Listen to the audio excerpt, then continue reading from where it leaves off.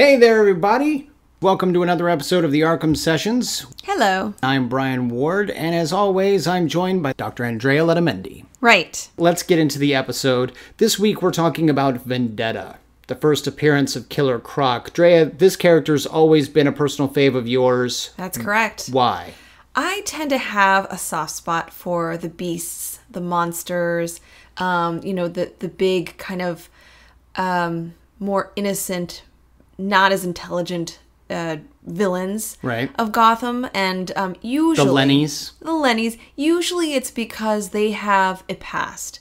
They have some kind of history of experiences, a lot of trauma, a lot of bullying, and social interactions that it doesn't necessarily excuse all of their misbehavior, but it provides an interesting lesson to us. And so I do enjoy talking about these more beast-like and fantastical types of villains because of the stories that they bring about. So we're talking Killer Croc, we're talking the Penguin, Clayface, for sure. Gotcha. Yeah. So let's talk a little bit about a Killer Croc. His first appearance was in 1983, created by Jerry Conway and Gene Colan. Most people would say that his first appearance was in Batman number 358, but I am one of those sort of purists who credit Detective Comics number 524, which was actually a month earlier, because while you didn't really see him, it is him. I mean, he was sort of a shadowy figure, but we didn't get a full glimpse of him. We didn't get a full look of him. We didn't get a full issue of him. That actually came in Batman 358. And this was a character that was born with a form of atavism, which is sort of a reverse evolution. And in the case of Waylon Jones, he took on the physical traits of a reptile. So let's talk about Vendetta a little bit. We open up and it's raining. And we're on a boat transporting a man by the name of Spider Conway, named after Jerry Conway. Spider's a criminal informant ready to tell all about his work with Rupert Thorne. All he's got to do is make like a canary at the Crime Commission hearings, and he gets 10 years off his time. That is until a mysterious figure comes up from the water and attaches a bomb to the side of the boat, blowing it to smithereens. Now, two things I noticed right off the bat during this scene. First, and you know I have to say it, Spider's a ginger. And second, the cop has a handlebar mustache. Now, I'm having a really hard time believing that this facial hair passes GCPD's personal appearance policy. Drea? I personally did not notice this detail, and I have no problem with it. And what about the ginger part? That's totally expected. Okay, all right. So when the smoke clears, we learn that Spider's missing, and Batman goes off to find him. Meanwhile, because of his close involvement with this case, Harvey Bullock is removed from it, much to his dismay, of course. But if I let you go after Thorne, a lot of ugly ancient history is bound to come up. And Batman actually begins investigating Bullock as a possible suspect in the bombing. And honestly, Bullock's sort of playing everything rather suspiciously, going in to find his own file to presumably hide information that may be in it, etc.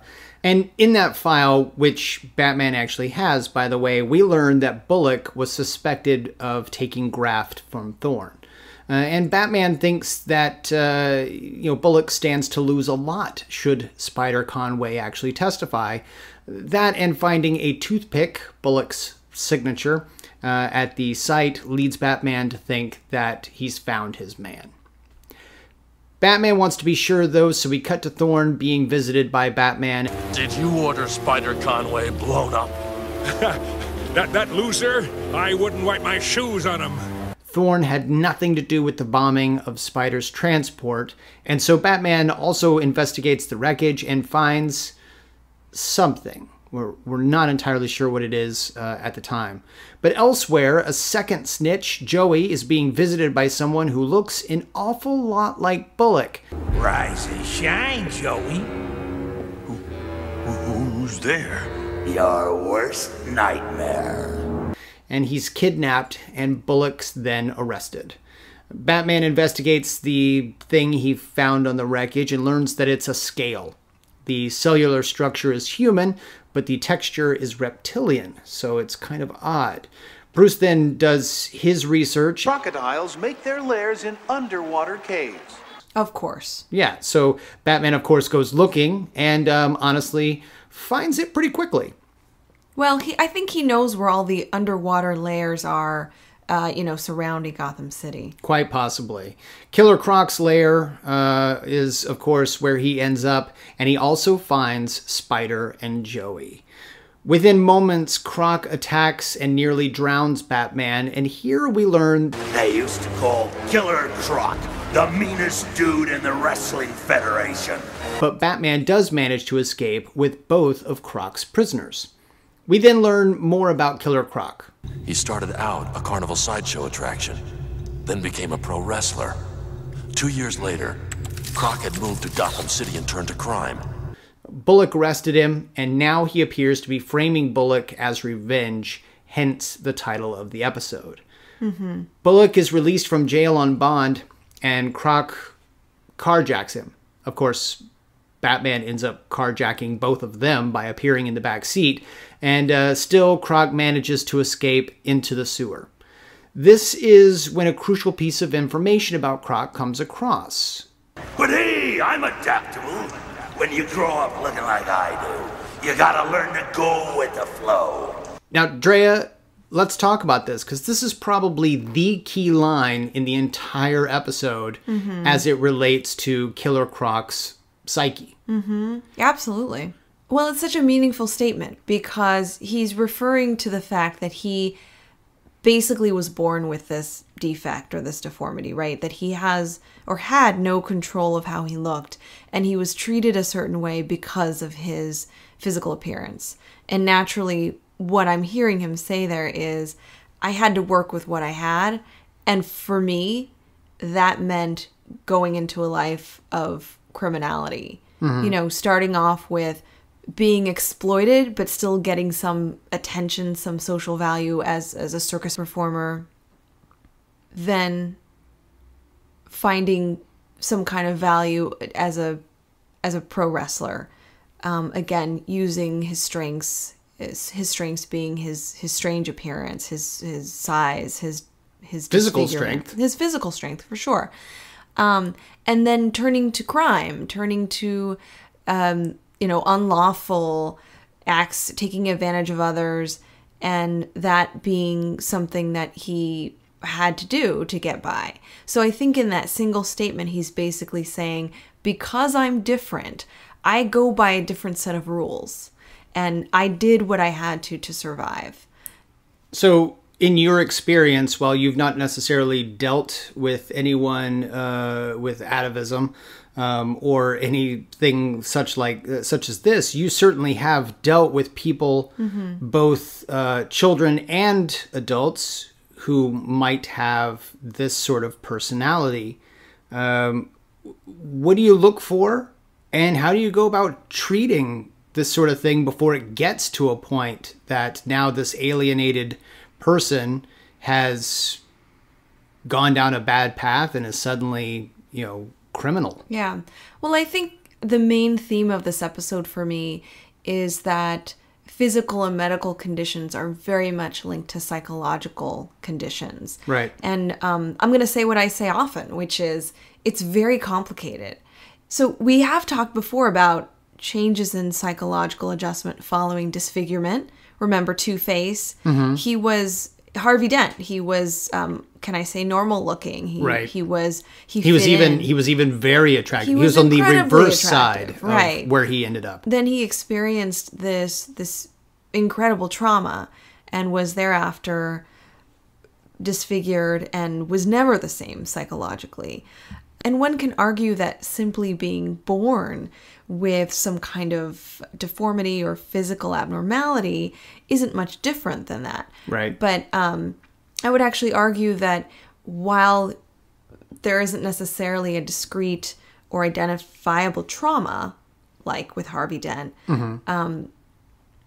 there is that long-standing experience of physically living in that body that people socially respond to in a certain way. Right. So I find that almost in a way there's very similar reactions, like we talked about with Two-Face, but also we have this physical trauma, if you will, occurring at a very young age. Of course, because Killer Croc was born with this particular, we can call it a medical, it's a medical condition, right? So that's an interesting point. I mean, up to this point, we've always seen the Rogues Gallery as they have become who they were. We've seen Jonathan Crane become Scarecrow. We have heard the story of Clayface. We have seen Poison Ivy. We have seen these characters. The only other character I can think of that might have applied in this way would be maybe Oswald Cobblepot, the Penguin. Absolutely. But he didn't really seem to be affected by this. This is the first time that we're seeing a character who was born this way and has been living this way his entire life. Right. So, and still seems to be affected by it psychologically. Talk about the difference between growing up this way and it suddenly happening to you in the case of Harvey Dent. Well, one huge body of study actually comes from this saying, beautiful is good. Have you ever heard that before? Yeah, why can't you be like the beautiful kid over there? Oh, I see what you mean. Yeah. Well, then you might relate to this idea. That saying, beautiful is good, comes from this, as I said, this huge body of research that looked into level of attractiveness and expectations or perceptions of people. And many, many studies have actually shown that people tend to link physical attractiveness with all of these positive attributes and characteristics, regardless of any connection. So, for instance, people who are seen as very handsome or beautiful are considered to be more socially adept, are considered to be more intelligent, are considered to have good behavior, so to speak, aren't likely to engage in criminal activity or misbehave or anything. And a lot of studies actually looked at school-age children, and those studies showed that teachers rated more attractive students as higher on certain abilities and rated unattractive students as being poor academically and also having higher rates of misbehavior. And let me clarify that those students didn't actually have higher rates of misbehavior or were, failing or getting bad grades. The expectation from the teachers was the more attractive students would be successful, and the unattractive students would be misbehaving, wouldn't be doing well in school, wouldn't be popular. So in the same way, I mean, I can get the expectation for a beautiful kid to be popular. Obviously, those are the kids that are going to attract other people, not just physically, but I mean, the captain of the football team is always the most popular of the jocks, and he's always the, the good-looking, all-American kid. The prom king and the prom queen are probably going to be the more beautiful couple in your school. So that I certainly get. The other things I find interesting is that it's just assumed that the good-looking kids will do better in school or whatever. And I don't know, not because I know the truth, but because I would think the stereotype would go the other way, that the nerdier kids would be the academics, would be the ones who have nothing to do but go home and study, are going to be the ones that excel in school. Right. Well, and I think when you say the nerdier kids, I mean, are you really just saying the kids who were I'm saying smaller, the stereotype. The kids who were not as attractive, yeah, the kids who didn't have as many friends. You're actually talking about a lot of different variables. The Sherwoods. Sure, right. From I've Got Batman in My Basement. And you're getting at something that's really important, which is the complexity of interactions between physical attractiveness, social interaction, mood and affect, someone's reaction to their social interactions, and then the adjustment or the response to that. Specific studies also found that in contrast, individuals with a visible physical deformity are often met with social uncertainty and sometimes hostility. And that makes sense. You know, kids don't know how to respond and process someone that looks quite different from them, right, and someone who has, you know, if you will, a deformity. And in fact, in social situations, a physical difference is met with curiosity, staring, some interactions, bullying, things that can lead to very uncomfortable interactions between, you know, a person with normal physical development and a person with abnormal physical development. So that is to say that, you know, going back to what I said before about this being very complicated, and I think my message probably for this podcast is not unlike what I've said before, but this is particularly complex when you really look at all the factors involved. Kids that grow up with medical illnesses and in particular physical, visible deformities or conditions often have a co-occurring psychiatric disorder.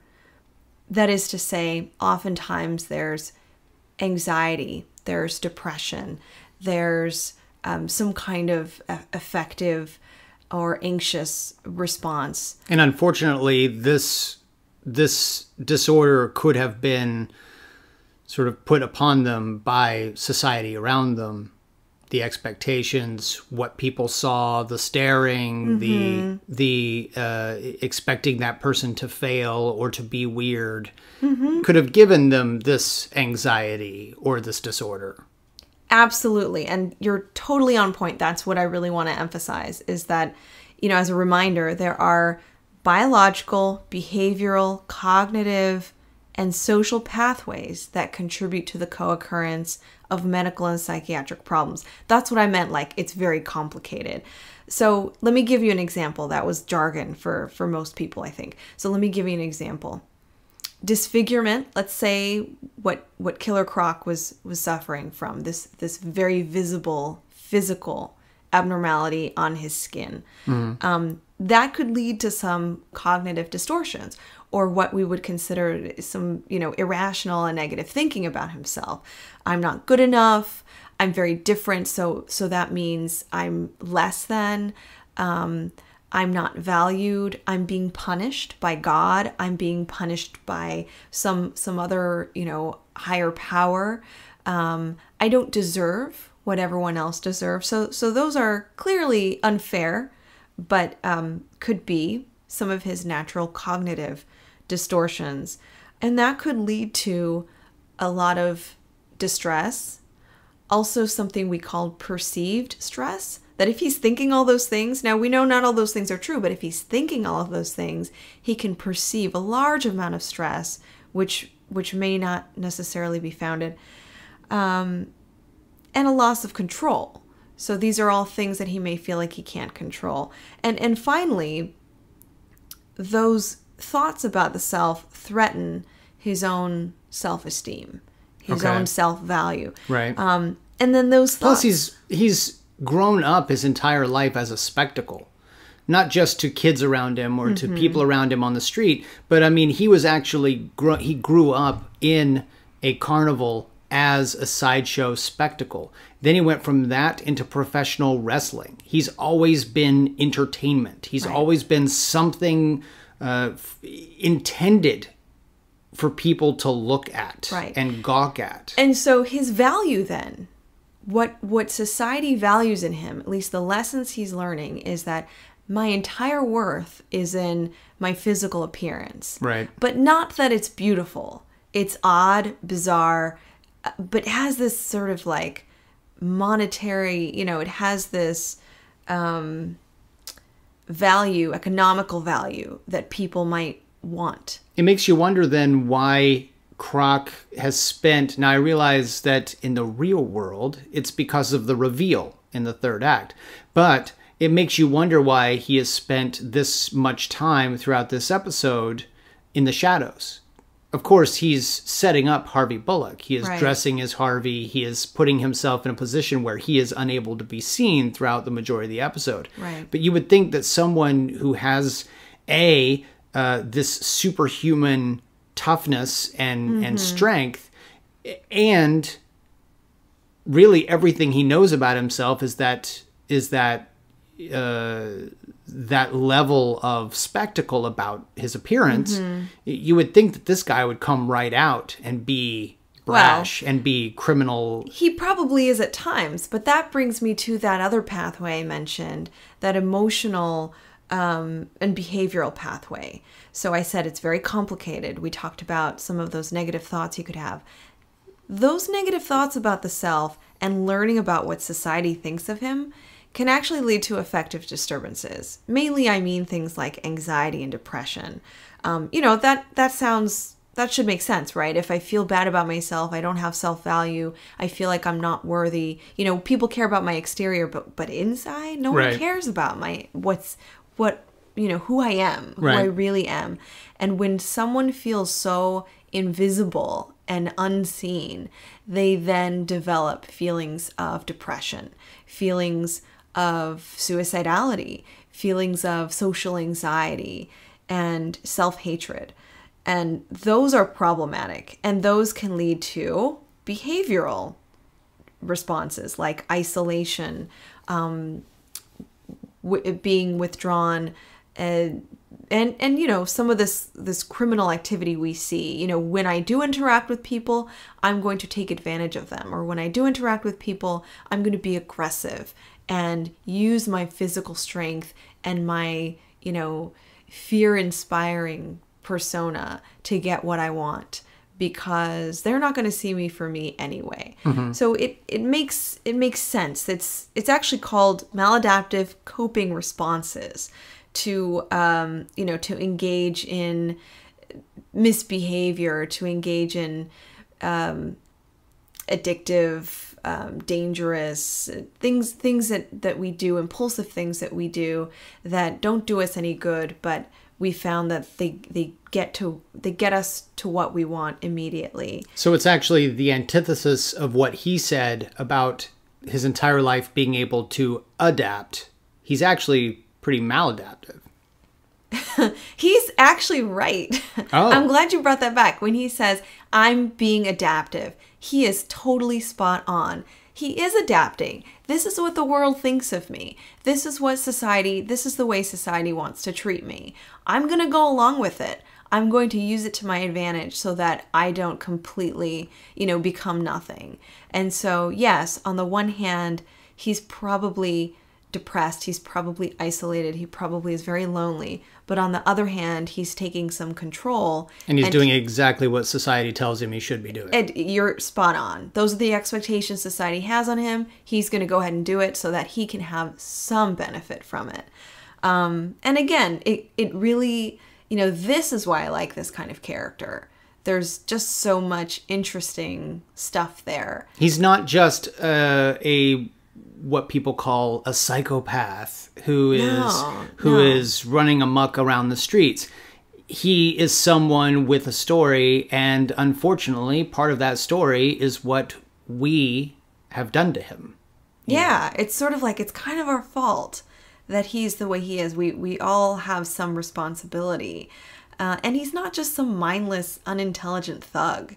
He's particularly emotional. He's somewhat intelligent. You know, he's not super smart, but there's stuff happening there, and I think that makes him very interesting as a character. So all of this that we've been talking about is actually best illustrated by these couple of case studies that The Psychologist, this British magazine, published a couple of years ago, and it's actually written by these two guys, James Partridge, who was very severely burned in an accident, and basically his life changed as an adult. And then this other man, Adam Pearson, who from birth had suffered from this condition called neurofibromatosis, which basically means he had all of these sort of this extra tissue and essentially tumors growing from his body. It was a very visible disfigurement. And wasn't this Elephant Man's disease? Yes, it is. And what's interesting is that they both talk about how society reacts to them when they see them. And I just want to read their accounts because it's a better explanation of what I just gave. It's basically a realistic description of that very complicated social interaction, expectation, perception, self-esteem, threat, all those things that I talked about. So this issue of adjustment is addressed.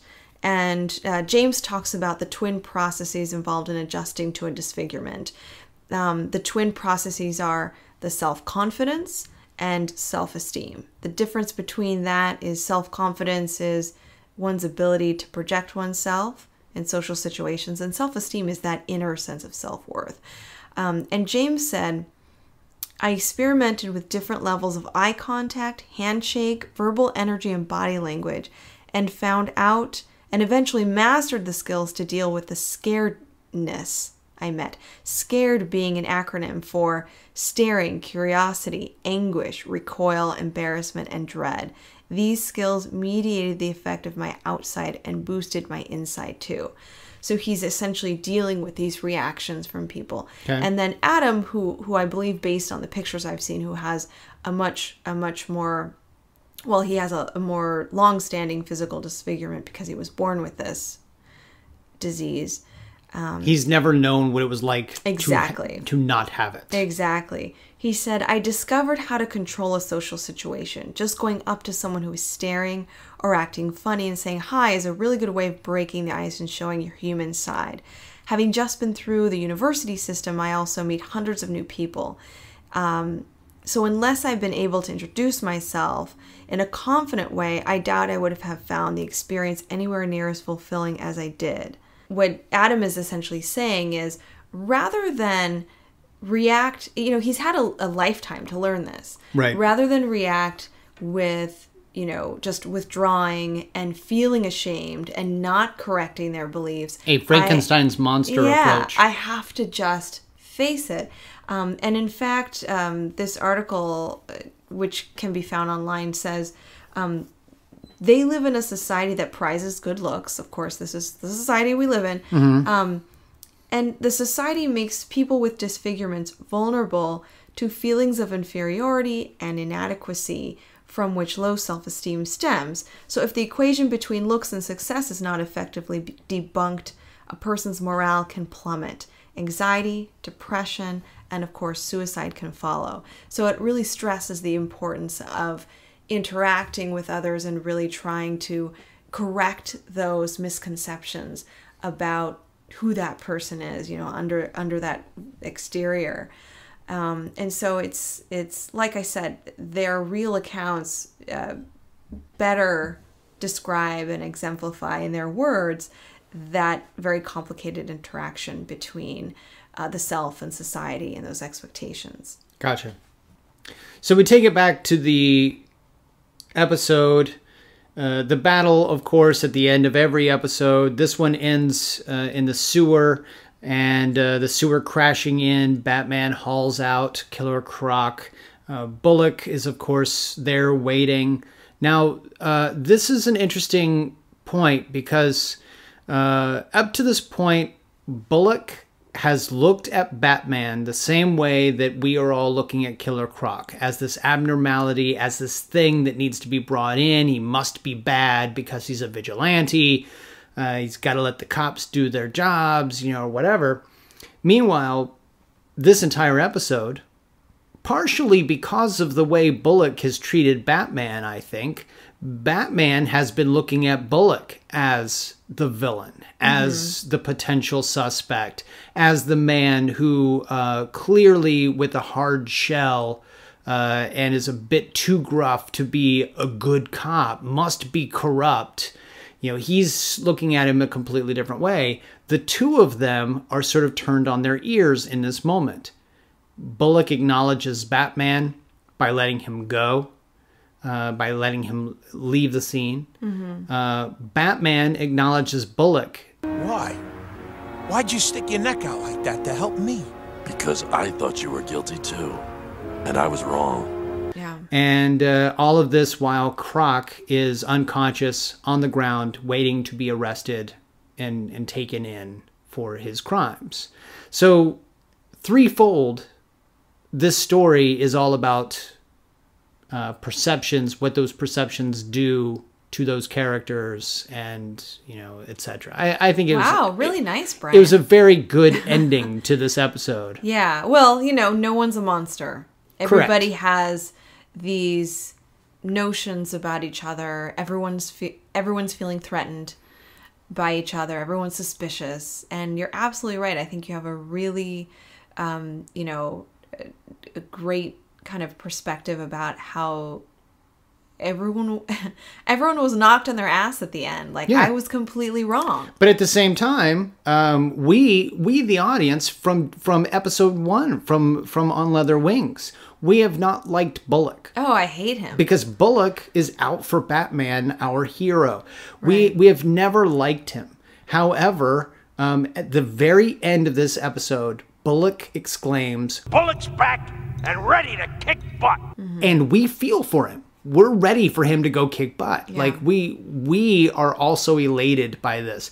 So this episode has turned us around on Bullock. Yeah. Even if it's just for the amount of time between this episode and the next. Because who knows how we're going to feel about Harvey Bullock going forward. But at least now we understand a couple of things. And this is very important for the fact that this particular show deals with one episode at a time, but also deals with the past episodes as history. Right. We now have a little bit of history on Bullock. We also know that Bullock is a good cop. That Gordon, who defended him earlier on, was right. Gordon has been able to see into Harvey Bullock. He is gruff. He is tough. He is not someone with whom you want to trifle. However, he's not on the take. He has not made money off of Rupert Thorne. He wants crime to go down in Gotham City. Right. And so while he's not necessarily on the Batman side, he's a good guy. Right. And- And in a weird way, they can relate to each other. They have very different methods. Oh, yeah. They don't get along. You know, They'll both beat you up, though. Right. You know, well, yeah. if necessary. Yeah. But I think at the end of the day, they realize that ultimately they have the same mission, which is to keep people safe and to put criminals away. And I think they related. They were able to see eye to eye. They related to that. And yeah, that was really interesting to see. So yeah, I really liked the end of that episode, and the episode itself was pretty good. You know, of course, the fact that the snitch was a ginger. You know, I'm gonna ignore that part because I liked the end of the episode so much. You can ignore that.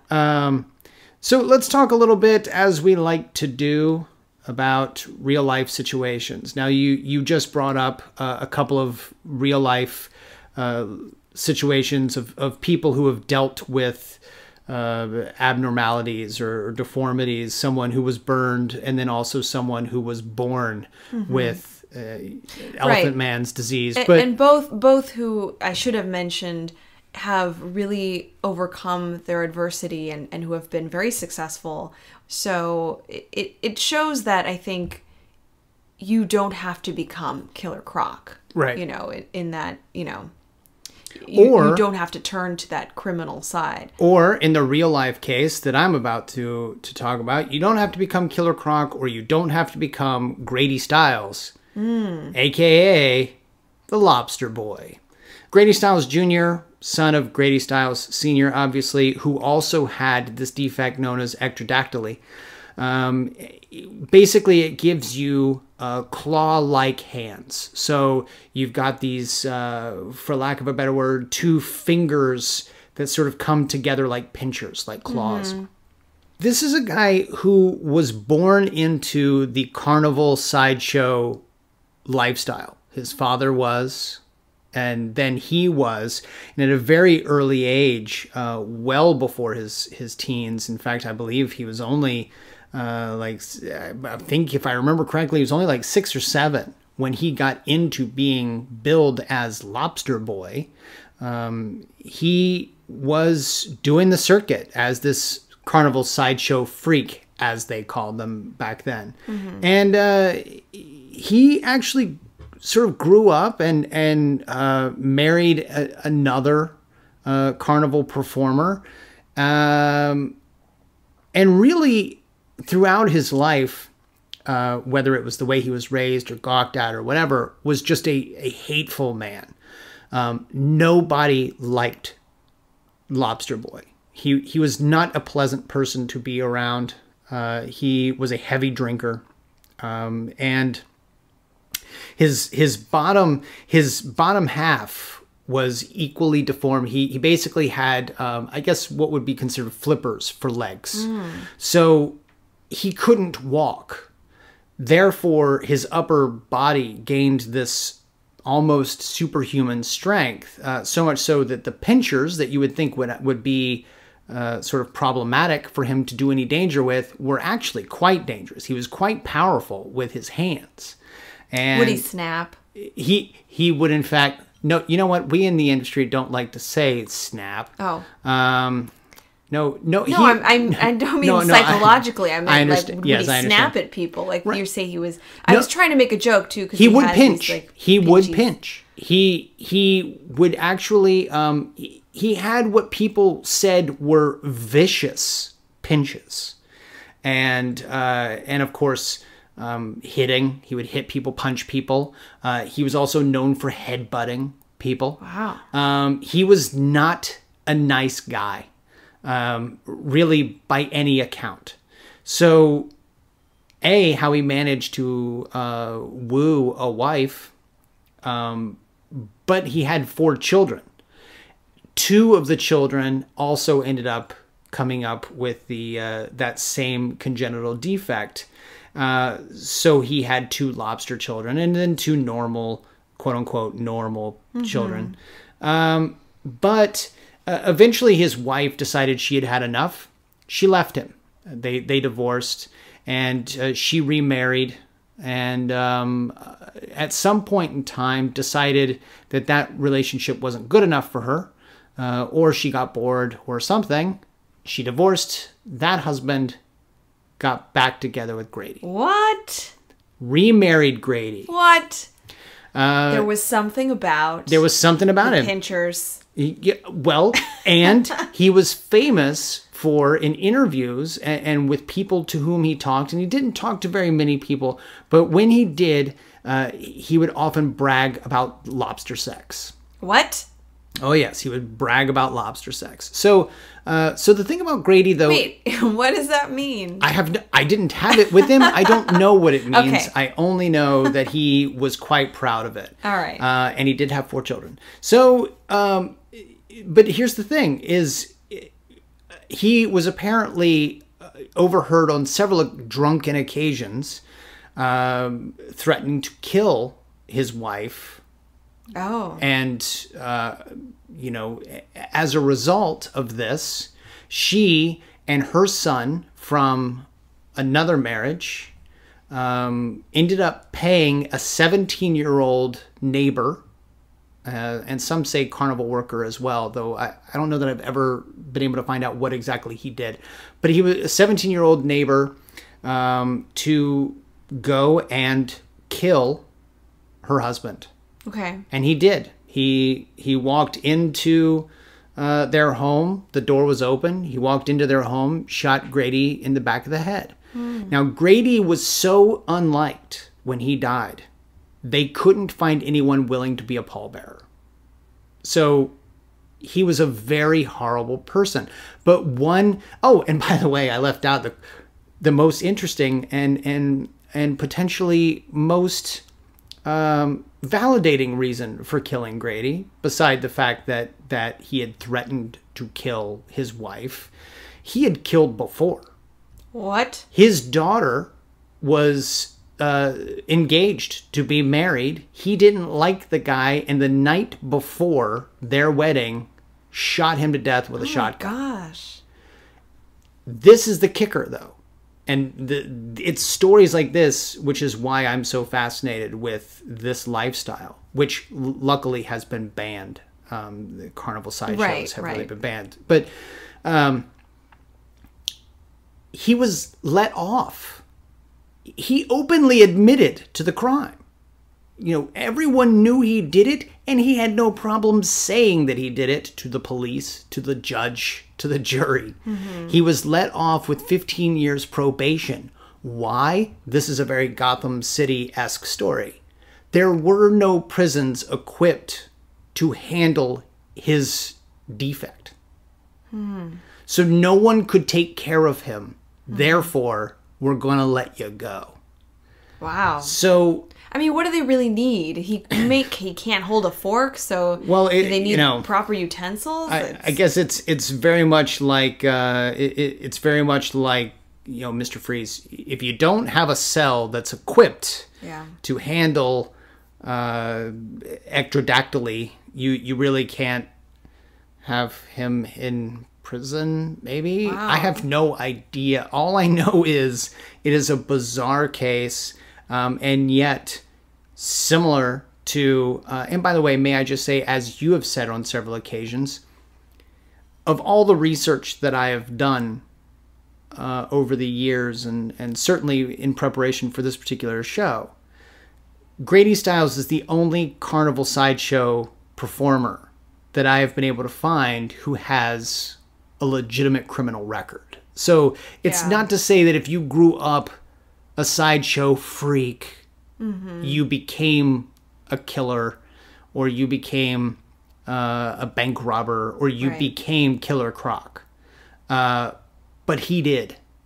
And that's why I illustrate the Killer Croc persona with Grady Stiles Jr. in this particular episode. Yeah. So that's that. Really good point to make, too, that he's probably an exception to the degree that he's engaged in such serious violent crimes. So we just want to make it clear that these people with these abnormalities are not bad people. Right.